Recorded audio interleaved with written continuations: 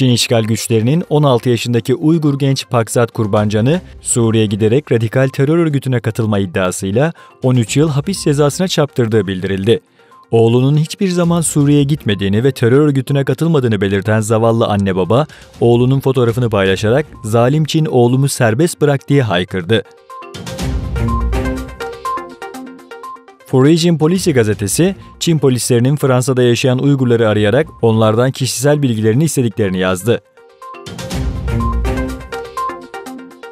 Alperen Ocakları ve Doğu Türkistan STK'lar Birliği, İstanbul Eyüp Meydanı'nda kan ağlayan Doğu Türkistan ve Zeytin Dalı Harekatı'na destek mitingi düzenledi. ABD Başkanı Donald Trump'ın ticaret savaşları ile ilgili açıklamasına Çin'den yanıt geldi.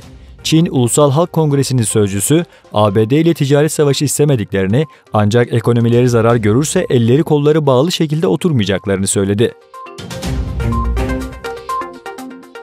İsrail'e ait tarım uçaklarının Gazze sınırındaki tarım arazilerine kimyasal ilaç püskürtmeye başladığı ortaya çıktı.